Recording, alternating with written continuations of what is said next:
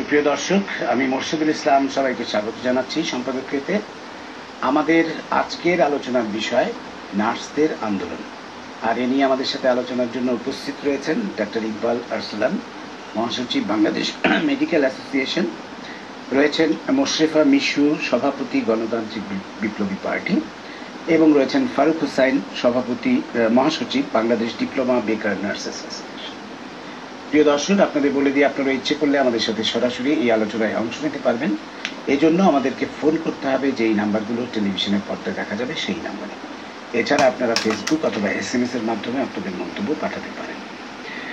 তো আমরা আলোচনায় যাবার আগে একটু দেখে নেব এই মুহূর্তের সর্বশেষ শিরোনামগুলো। দুর্নীতি। আমরা এবার চলে আসবো আমাদের আজকের আন্দোলনে। আমরা জানি যে নার্সদের দুটি সংগঠন, বাংলাদেশ ডিপ্লোমা বেকার নার্স অ্যাসোসিয়েশন এবং Bangladesh basic graduate nurses society, তারা আন্দোলন করে যাচ্ছেন। আজকেও তাদের বিক্ষোভ মিছিল ছিল এবং তাদের একটি দফা, সেটি হচ্ছে স্বাধীনতার পর থেকে যেই নিয়মে নার্স নিয়োগ করা হচ্ছে, ব্যাচ ভিত্তিক, মেধা এবং জ্যেষ্ঠতার ভিত্তিতে, সেই অনুযায়ী নিয়োগ দেওয়ার। কিন্তু সম্প্রতি পিএসসি একটি বিজ্ঞপ্তি দিয়ে 3616টি সিনিয়র স্টাফ নার্সের পদে নিয়োগ বিজ্ঞপ্তি দিয়েছে, যেটিতে তাদের আপত্তি। কারণ তারা বলছেন যে তাদের যে এতদিনকার যে নিয়ম হয়ে এসছে ব্যাচ, মেধা এবং জ্যেষ্ঠতার ভিত্তিতে, সেই অনুযায়ী নিয়োগ দেওয়ার। এবং তারা আরও বলছেন যে মাননীয় প্রধানমন্ত্রী শেখ হাসিনা 2014 সালে অগাস্টে ঘোষণা দিয়েছিলেন যে 10,000 নার্সের নতুন পদ সৃষ্টি করা হবে এবং নিয়োগ দেওয়া হবে। তাদের দাবি সেই পদগুলোতেও নিয়োগ দেওয়ার। তা আমরা প্রথমে একটু তাদের কথা শুনে আসি। ফারুক হোসেন, আপনার কাছ থেকে জানবো যে আসলে কি দাবি আপনাদের, কেন আপনারা এই দাবিটা করছেন? ধন্যবাদ। জাতির জনক বঙ্গবন্ধু শেখ মুজিবুর রহমানের সুযোগ্য কন্যা, বর্তমান সরকারের মাননীয় প্রধানমন্ত্রী নাজবান্দর জননেত্রী শেখ হাসিনা, একটু জোরে বলবেন। নার্সদের যতবারই উনি ক্ষমতায় আসছেন নার্সদের উন্নয়নে কাজ করেছেন। এবং আমি যেটা বলবো যে গত 2011 সালে আমাদের নার্স নেত্রী ইসমতরা পারভীনের নেতৃত্বে নার্স সমাবেশে সর্বপ্রথম আমাদের মাননীয় প্রধানমন্ত্রী যান। সেখানে 7টি ঘোষণা দিয়েছিলেন উনি বাস্তবায়ন করার জন্য। সেই 7টি ঘোষণার মধ্যে একটি ঘোষণায় মাত্র বাস্তবায়ন হয়েছে, আর বাদ বাকি সবগুলোই হয়তো প্রক্রিয়াধীন, এই 5 বছরে হয়নি। তার জন্য সারা বাংলাদেশের নার্স সমাজ আজকে সত্যি বলতে খুবই বিপদগ্রস্ত। আজকে যে আন্দোলন আমরা করতেছি সে ঘোষণাটি ছিল 2 বছর আগে, আর এদের মধ্যে সবচেয়ে বিপদগ্রস্ত আমরা। এই বিপদগ্রস্ত সময়ে বাংলাদেশের একটা প্রখ্যাত চ্যানেল সময় টিভি এই বিপদগ্রস্ত সময় আমাকে 2-4টি কথা টক শোতে বলার সুযোগ দেওয়ার জন্য আমি বাংলাদেশের সমগ্র নার্স জাতির পক্ষ থেকে সময় চ্যানেলকে আন্তরিক অভিনন্দন জানাচ্ছি। সেই সাথে অভিনন্দন জানাচ্ছি আমাদের বিএমের মহাসচিব, আমাদের শ্রদ্ধাভাজন স্যার ইকবাল আরসালান স্যারকে, এবং নারী নেত্রী মোশরেফা মিশু আপুকে। স্যার যেটা বললেন আমরা কেন এই আন্দোলন করি, এটা যদি স্যার আজকে বলি, এটা কোনো নতুন আন্দোলন নয়, নতুন কোনো দাবি নয়। বঙ্গবন্ধু শেখ মুজিবুর রহমান আজকে যে দাবিটা আমরা করতেছি সেটা কোনো দাবি ছিল না, সেটা উনি চালু করে গিয়েছেন। আপনারা জানেন স্যার, বাংলাদেশে এই নার্সিং সেক্টরে একমাত্র সেক্টর যে একমাত্র একটা প্রতিষ্ঠান, যেটা একমাত্র একটা পেশা যেখানে 95% মহিলা আর 5% পুরুষ।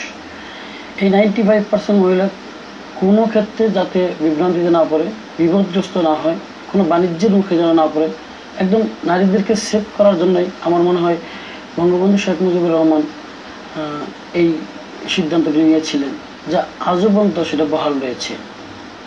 এবং তারই ধারাবাহিকতায় মাননীয় প্রধানমন্ত্রী নাজবান্দর জননেত্রী শেখ হাসিনা উনি যতবারই ক্ষমতা এসেছেন ততবারই ব্যাচ ভিত্তিক নিয়োগ দিয়েছেন। হয়তো আমরা মনে করব উনিও চান না নারীরা কখনো বিপদগ্রস্ত হোক। সেক্ষেত্রে 2013 সালেই লাস্ট নিয়োগ হয় 4100। সে 4100 নিয়োগও ব্যাচভিত্তিক হয়েছে। তারপরেই 2014 6 আগস্ট মাননীয় প্রধানমন্ত্রী, বাংলাদেশে কীরকম নার্স সংকট রয়েছে তা আপনারা সবাই অবগত। চরম নার্স সংকট বাংলাদেশের সরকারি সেক্টরে। গুটি কিছু নার্স দিয়ে মাত্র হসপিটালগুলো চলে। তো সেক্ষেত্রে মাননীয় প্রধানমন্ত্রী আবার 6 আগস্ট 10,000 নার্সের ঘোষণা দেন। আমরা সেটা দ্রুত বাস্তবায়ন করার জন্য পূর্বের ন্যায় যেটা আমরা বলতেছিলাম যে ব্যাস মেধা ও জ্যেষ্ঠতার ভিত্তিতে যেটা অদ্যাবধি চলমান প্রক্রিয়া চলে, সেই প্রক্রিয়াটা বহাল রাখার জন্য আমরা আন্দোলন করে যাচ্ছি দফায় দফায়। কিন্তু দুঃখের বিষয় এই, আজকে 2 বছর হয়ে গেছে, কোনো রকম সারা আমরা পাইনি কোনো জায়গা থেকে নয়। ইতিমধ্যে আমাদের বিভিন্ন ধরনের আন্দোলন হয়েছে, আপনারা দেখেছেন। আমরা মানববন্ধন করেছি, আমরা বিক্ষোভ মিছিল করেছি, স্মারকলিপি দিয়েছি 3 বার। তার একটাই কারণ ছিল যে আমরা দ্রুত এই নার্স সংকট নিরসন, আপামর জনসাধারণের মাঝে আমরা সেবায় দিতে চাই এবং সরকারি হসপিটালগুলোতে কাজ করতে চাই। মাননীয় প্রধানমন্ত্রী জননেত্রী শেখ হাসিনার স্বপ্ন বাস্তবায়ন করার জন্য আমরা এই আন্দোলন মূলত করতেছি। যে আমরা যে সরকারি সেক্টরে, আমরা যদি চিন্তা করেন স্যার, যে সরকারি হসপিটালগুলোতে নার্সের এমন সংকট যেখানে চিন্তার বাইরে। আপনার রিপোর্ট করলে হয়তো আপনারা করেছেন, এর আগে দেখেছেন। আজকে যে আন্দোলন, আমি যেটা বলবো কেন এই আন্দোলন করি, 2006 সালে লাস্ট ব্যাচ নিয়োগ হয়েছে, 2013-তে 2006 হয়েছে। সেখানে 2/3 নার্স ব্যাচ ভিত্তিক চাকরি পেয়েছে, আর বাকি কিছু নার্স একটা ব্যাচের ব্যাচ ভিত্তিক চাকরি হওয়ার কারণে তারা অ্যাপ্লিকেশনও করেছে 2013 সালে। আমি নিজেও অ্যাপ্লিকেশন করেছিলাম, কিন্তু ব্যাচ ভিত্তিক নিয়োগ পাওয়ার কারণে আমি কিন্তু সেখানে কোনো রকম মেধার বিকাশ ঘটাতে পারিনি।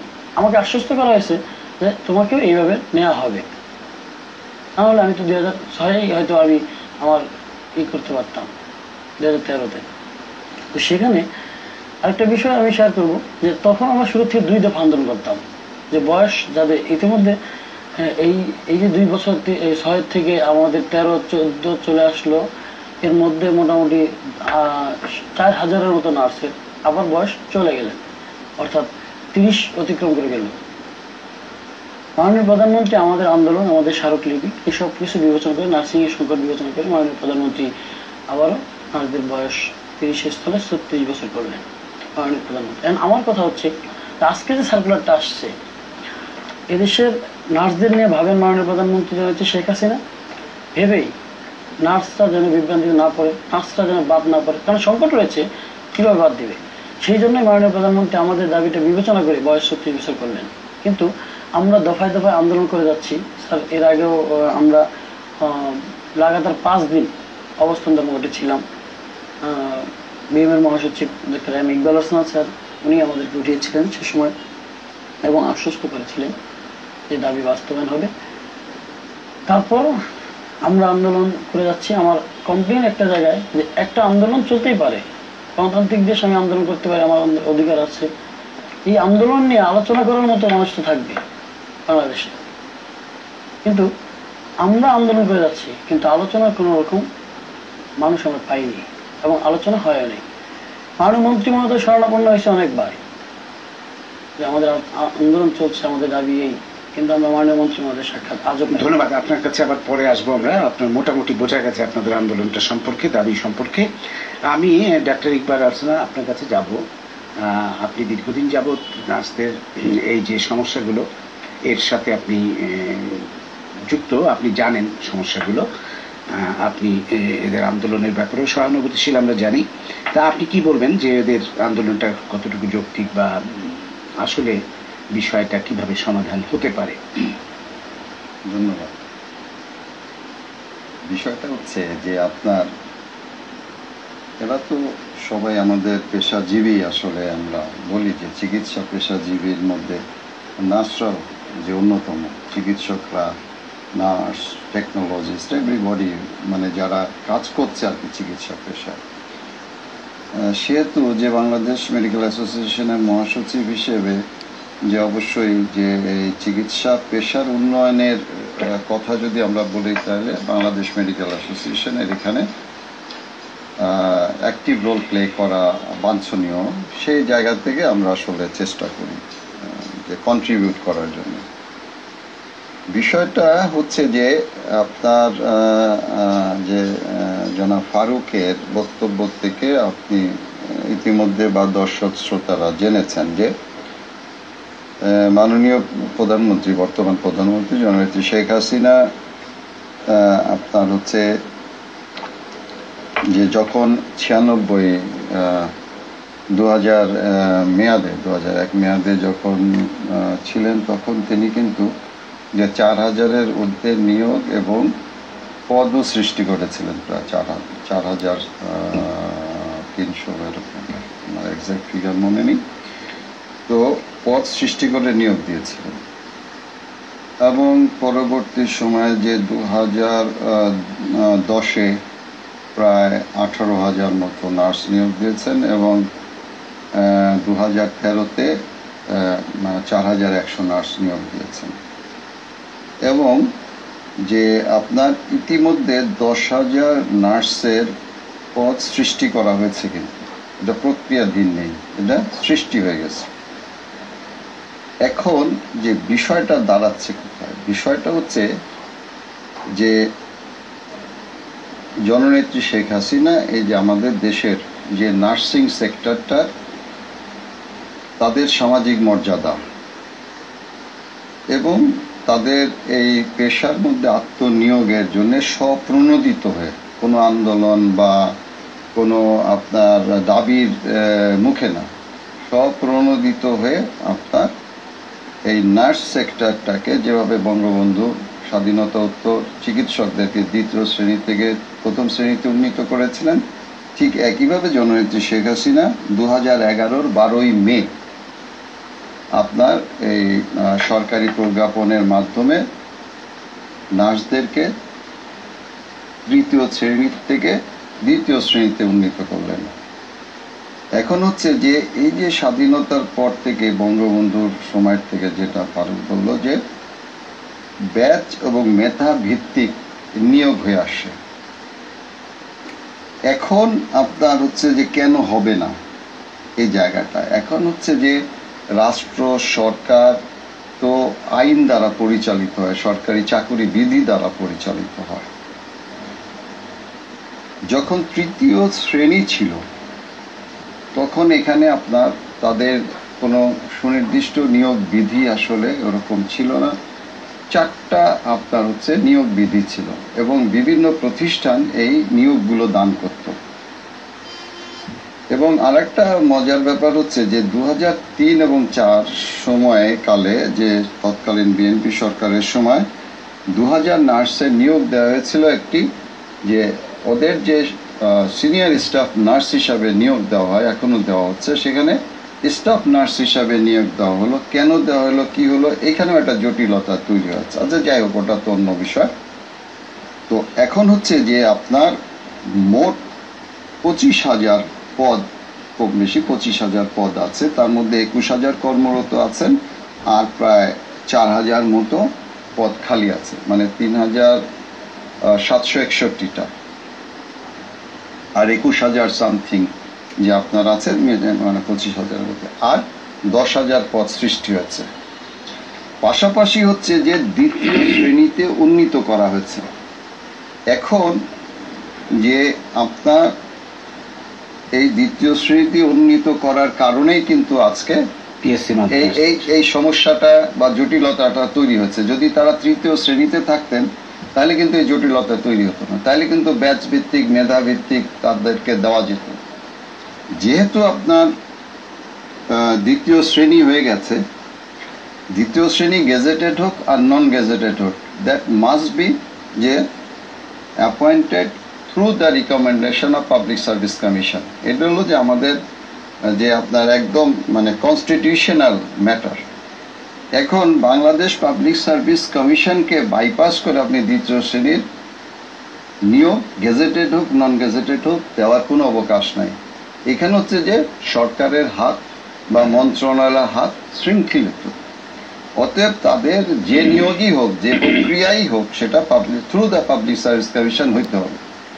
এখন পাবলিক সার্ভিস কমিশনেরও আবার রুলস রেগুলেশন আছে, এস্টাবলিশমেন্টের রুলস রেগুলেশন আছে যে এই নিয়োগ পদ্ধতিটা কি হবে। সেটা তো আপনারা দেখেন যে পাবলিক সার্ভিস কমিশনে বিসিএস কিভাবে নিয়োগ হয়, ক্যাডার নন ক্যাডার বোথ, যে একই সিস্টেমে নিয়োগ হয়। এখন এদের ক্ষেত্রে পাবলিক সার্ভিস কমিশন বলতে চাচ্ছে যে তারা একটা রিটার্ন দেবে যে 100 মার্কের, আর 100 মার্কের একটা ভাইবা দিবে। যে অন্যান্য বিসিএস এ যেমন 3টা স্তরে রিটার্ন হয়, 1300 নম্বরের রিটার্ন হয়, 200 নম্বরের রিটার্ন হয়, তারপরে 200 নম্বরের ভাইবা হয়, সেরকম না করে শুধুমাত্র একটা 100 নম্বরের রিটার্ন, 100 নম্বরের ভাইবা।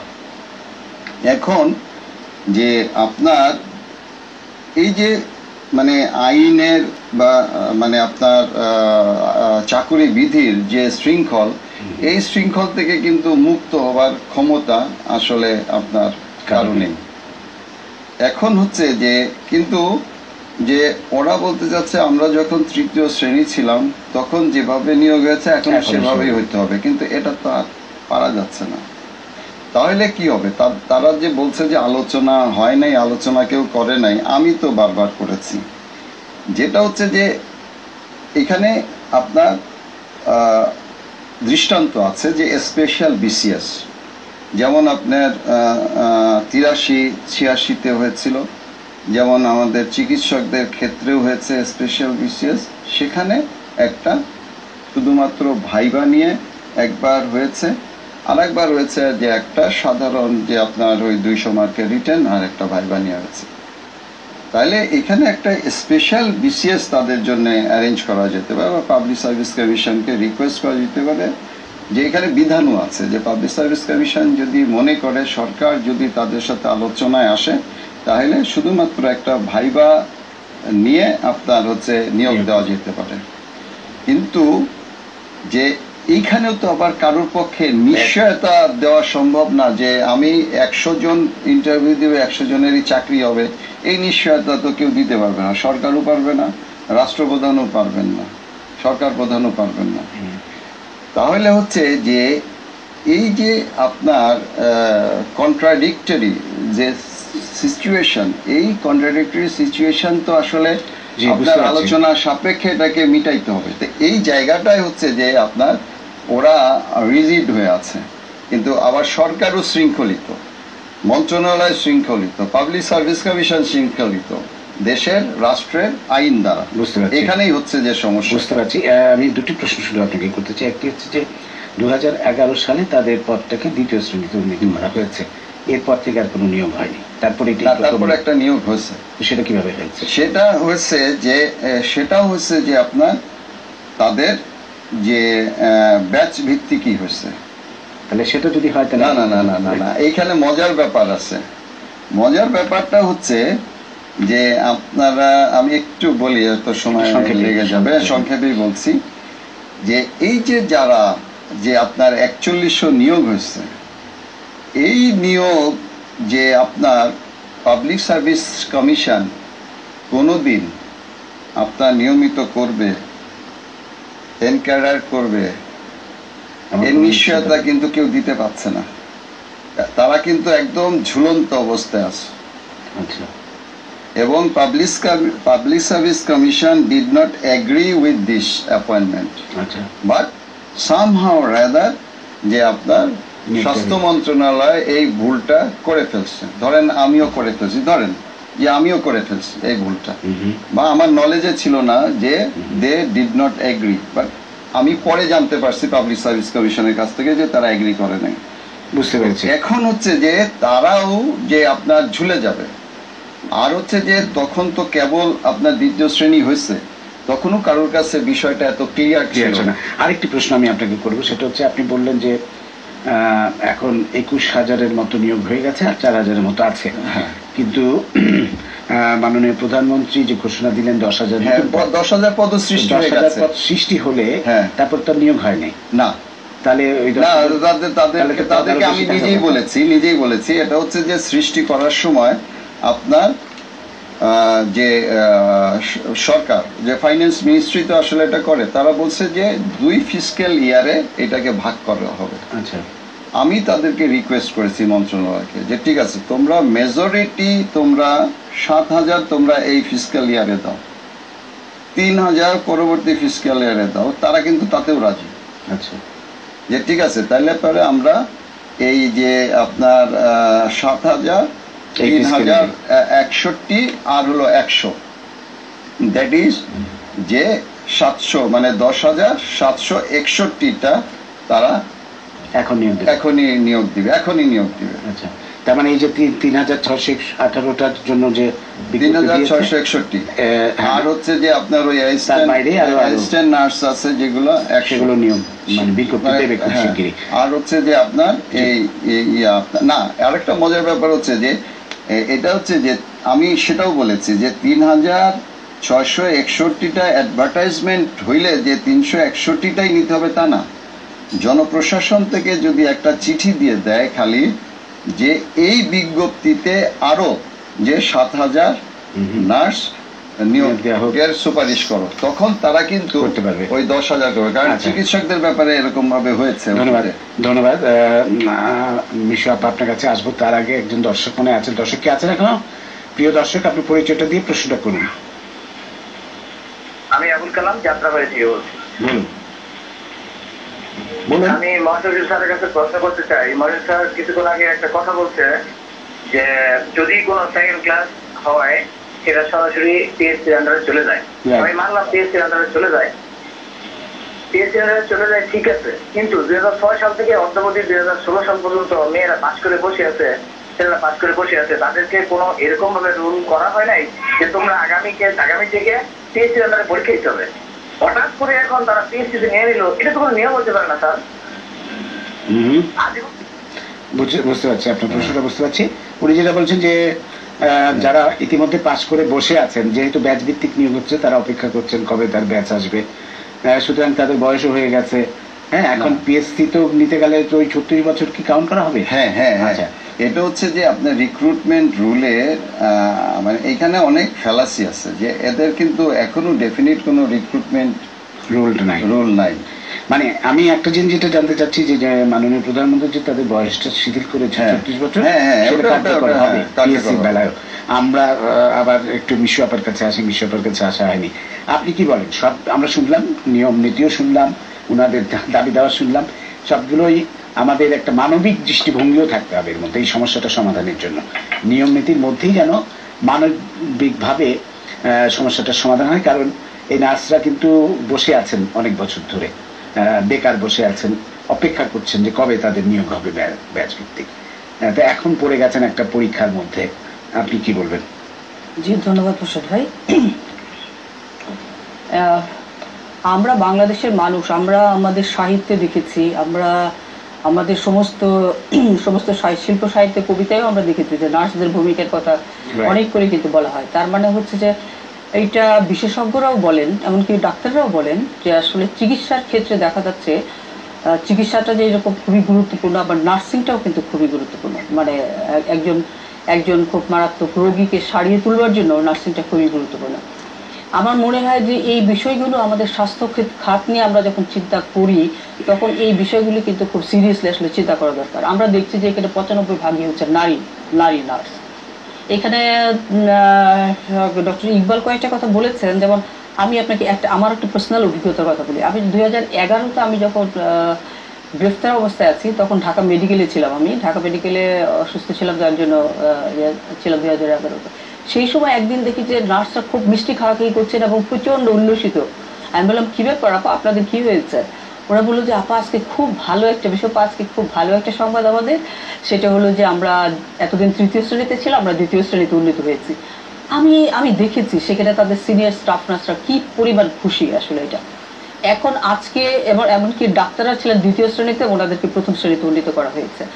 আমার তো মনে হয় না যে এটা আসলে কোনো সমস্যা।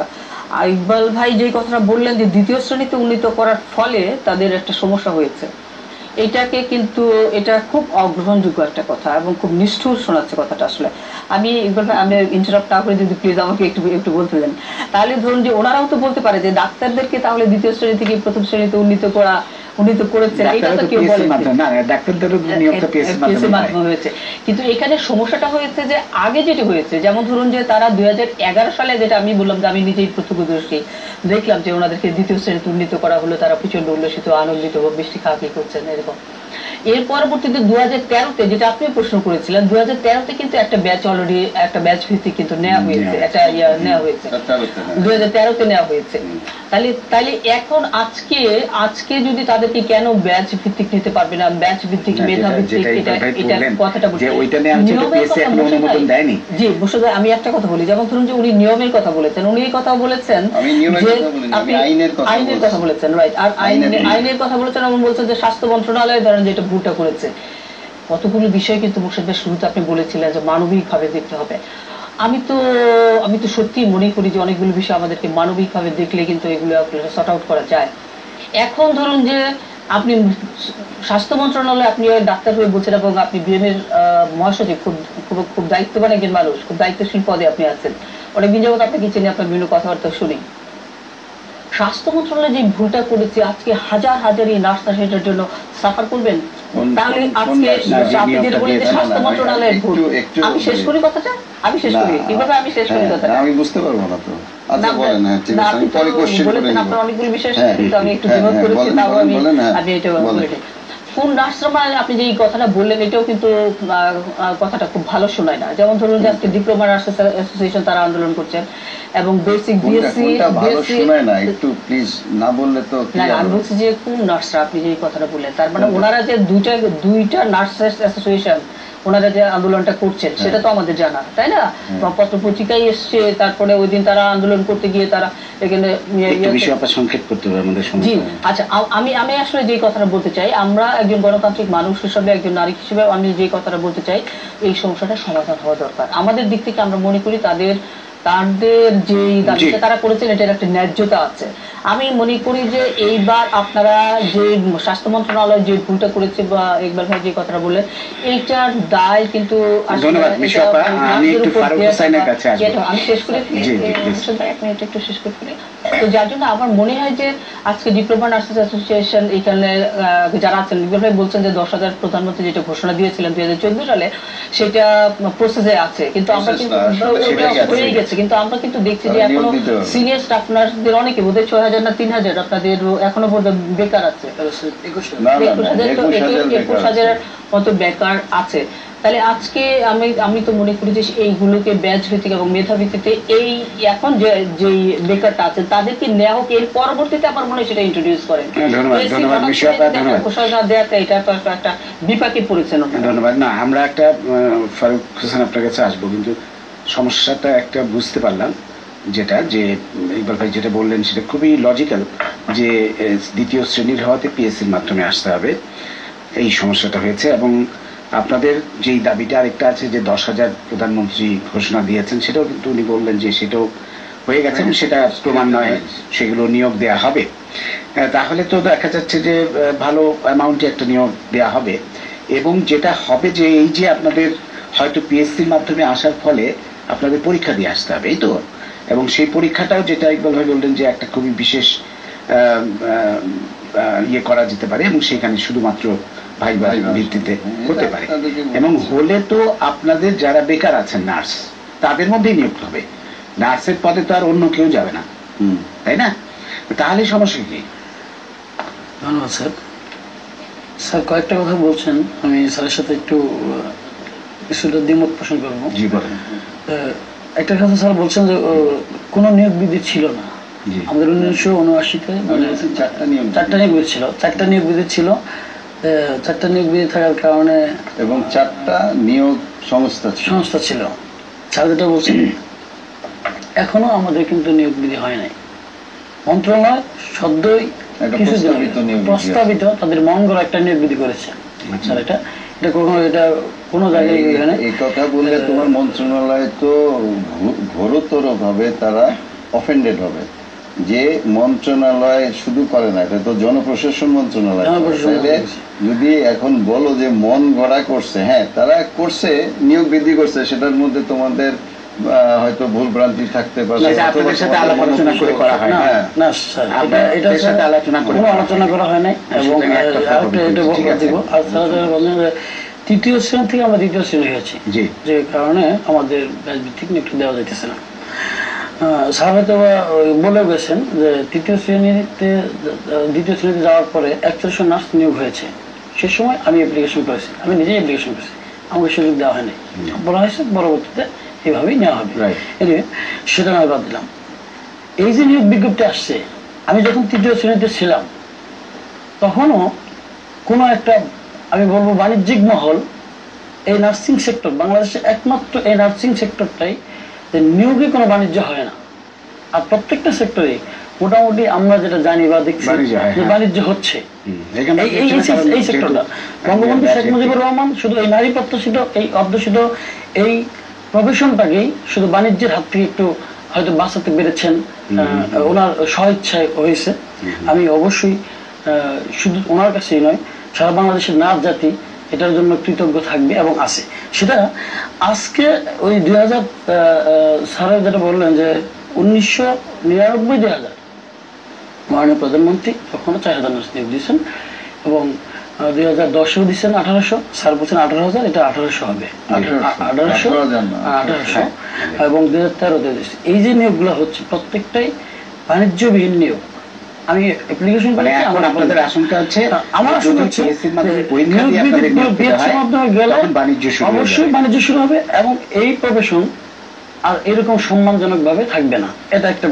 আর দ্বিতীয় প্রশ্ন স্যার, যদি গতানুগতিক ভাবে আপনি দেখেন স্যার, স্বাধীনতার পর থেকে যতগুলো নার্স নিয়োগ পেয়ে আসছে প্রত্যেকটা নার্স ব্যাচ ভিত্তিক হয়েছে। আজকে হঠাৎ করেই আমি যখন প্রত্যেকটা আন্দোলনে আমি কিন্তু কথা বলেছি, গিয়েছি, আমি স্বাস্থ্য মন্ত্রণালয় প্রত্যেকটা দপ্তরে গিয়েছি, কথা বলেছি, ওনাদের সাথে যোগাযোগ করার চেষ্টা করেছি, কিন্তু আমাকে কখনোই বলা হয় নাই যে সরাসরি যে এইভাবে আর হবে না। আমরা দেখতেছি, কথা হচ্ছিল আমরা দেখতেছি কিভাবে আপনাকে সবাইকে নেওয়া যায়, কিভাবে সবাইকে ইনভলভ করা যায়। আমার নার্স তো দরকার, প্রচুর নার্স দরকার, আমরা কাকে বাদ দেবো, এরকম কথাবার্তা আমার সাথে হয়েছে। কিন্তু হঠাৎ করেই আজকে 3000 মানে 3616টি পদে নিয়োগ দিয়েছেন এবং পরীক্ষা 2 ধাপে পরীক্ষার মাধ্যমে। এখন আমি যে 2006 থেকে আজকে 16 পর্যন্ত অপেক্ষা করতেছি, আজকে আমার 10টা বছর চলে গেল এবং আমার সময় 2টা নিয়োগ দিল বর্তমান সরকার, মাননীয় প্রধানমন্ত্রী জননেত্রী শেখ হাসিনা নিয়োগ দিয়েছেন এবং 2টাই ব্যাচ ভিত্তিক দিয়েছেন। তাহলে আমি এই 2টা সময় আমার এই 2টা নিয়োগে আমি পাইলাম না স্যার, আমার একটু আমার অধিকার কি ক্ষুণ্ণ করা হয় নাই? তো আমরা বিশ্বাস করি মাননীয় প্রধানমন্ত্রী জননেত্রী শেখ হাসিনা ব্যাচ ভিত্তিক নিয়োগ দিয়েছেন এবং আমাদের এই বর্তমান নিয়োগটাও এটা পসিবল। জাস্ট আমার যেটা মনে হয় মাননীয় প্রধানমন্ত্রীকে হয়তো কোনো একটা মহল ভুল বোঝানো হচ্ছে। আমি বলবো যে মাননীয় প্রধানমন্ত্রী যদি আমাদের এই বিষয়টা জানেন যে আজকে নার্সটা রাস্তায় ঘুমায়, নার্সটা রাস্তায় মার খাচ্ছে, আমার বিশ্বাস মাননীয় প্রধানমন্ত্রী অবশ্যই আমাদের দাবি বাস্তবায়ন করবেন। আরেকটা বিষয় আমি যেটা বলবো স্যার, আলোচনায় অবশ্যই সমাধান হবে সবকিছু, এটা আমরা বিশ্বাস করি। কিন্তু বর্তমান সরকারের, আমি স্বাস্থ্যমন্ত্রী মহোদয়কে বলবো, আমরা এতগুলো আন্দোলন করছি, আমাকে একবারের জন্য আমরা নার্স হিসেবে আজকে রাস্তায় আমরা, আপনারা দেখেন স্যার প্রেস ক্লাবের মধ্যে আজকে 7 দিন চলে, আমার 7 দিন আজকে মেয়েরা ঘুমায়, আমি নিজস্ব সেখানে ঘুমাই, আমাকে কেন আজ পর্যন্ত ডেকে বলা হলো না কি সমস্যা নার্সদের, কেন এরকম হচ্ছে? আচ্ছা, ধন্যবাদ। আপনার বক্তব্যটা বুঝলাম। এখন আমি জানি না ইকবাল ভাই, আপনি তো খুব জোরালো ভাবেই বললেন যে আসলে এটা সম্ভব না, মানে নিয়ম অনুযায়ী, আইন অনুযায়ী। বলি যে মানবিক কথা মিশু আপা বলেছেন, আপনিও বলেছেন, ফারুকও বলেছেন। দেখেন যে এইটা তো মানবিক কারণেই, কিন্তু যে নিয়ম হচ্ছে 3 স্তরে পরীক্ষা হওয়া, ঠিক আছে, কিন্তু পাবলিক সার্ভিস কমিশন এগ্রি করে নাই। কিন্তু আপনার হচ্ছে স্বাস্থ্য মন্ত্রণালয় চেয়েছিল যে শুধুমাত্র একটা মৌখিক পরীক্ষার মাধ্যমে নিয়োগ প্রক্রিয়ায় যাওয়ার জন্য।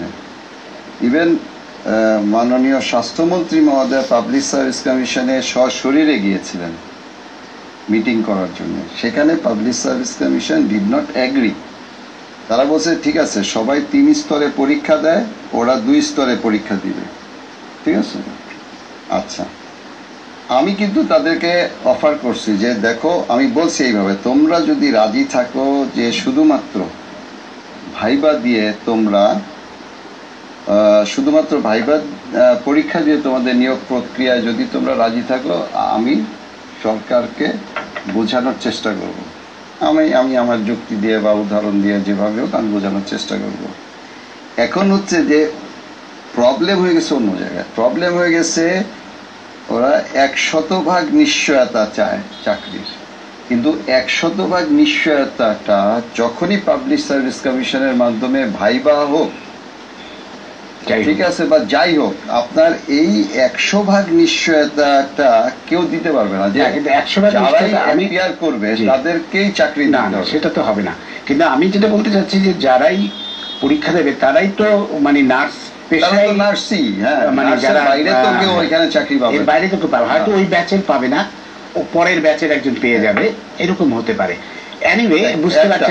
আরেকটা দেখেন যে আপনার দেখেন যে ছেলেপেলেরে নিয়ে মুশকিল কি। এখন ও বললো যে এই যে বাণিজ্যিকরণ হচ্ছে, এখন পাবলিক সার্ভিস কমিশন হলো পরীক্ষা নিবে।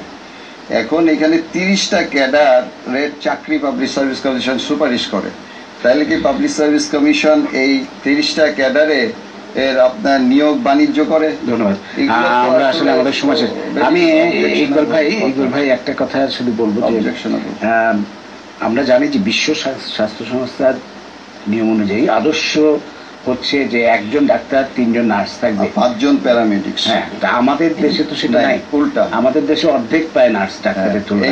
এখানে এই কথাটা, এই যে এত নার্স আমাদের দরকার, এই কথাটা আমি অনেকবার মিডিয়া বলেছি যে আপনার হচ্ছে যে আমাদের দরকার হচ্ছে নার্সিং ইনস্টিটিউট করা, নার্সিং পেশায় আরো সংখ্যা বাড়ানো। আর পাশাপাশি আরেকটা জিনিস যে সরকার তো পদ সৃষ্টি করে যাচ্ছে, কিন্তু জননেত্রী শেখ হাসিনা আগের টার্মে প্রায় 4,500 পদ সৃষ্টি করেছিলেন, এই টার্মে আপনার 10,000 পদ সৃষ্টি করলেন, হয়তো তিনি আরো পদ সৃষ্টি করবেন, কারণ উনি আমরা আসলে আমাদের সময় কম, আমরা আসলে আমাদের আরো অনেক নার্স দরকার। হ্যাঁ, সুতরাং মাননীয় প্রধানমন্ত্রী যদি আরো 10,000 নার্স নিয়োগ দেওয়া হবে বলে এই মুহূর্তে ঘোষণা দেন, আমার মনে হয় ওনারা 21,000 বেকার আছেন, তাহলে সমস্যার একটা সহজ সমাধান হয়তো হয়ে যাবে। আমরা সেই আশায় থাকবো। সেই আশায় থাকবো।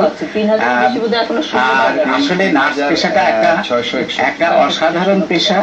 আমি নিজে জানি, আমি গত বছর স্কয়ার হাসপাতালে ছিলাম, আমার বাইপাস সার্জারি হয়েছে, পোস্ট অপারেটিভে আমাকে যেই কেয়ারটা নার্সটা নিয়েছেন আমি সেটা আমার জীবনে ভুলবো না। সুতরাং এই মহৎ পেশার মানুষগুলো তাদের মানবিক অধিকার ফিরে পাবেন, এই প্রত্যাশা জানিয়ে আপনাদের ধন্যবাদ জানিয়ে শেষ করছি আজকের সম্পাদকীয়। প্রিয় দর্শক, সবাইকে শুভেচ্ছা। আগামীতে আবারও দেখা হবে রাত 10টায়। দেখার আমন্ত্রণ রইল। শুভরাত্রি।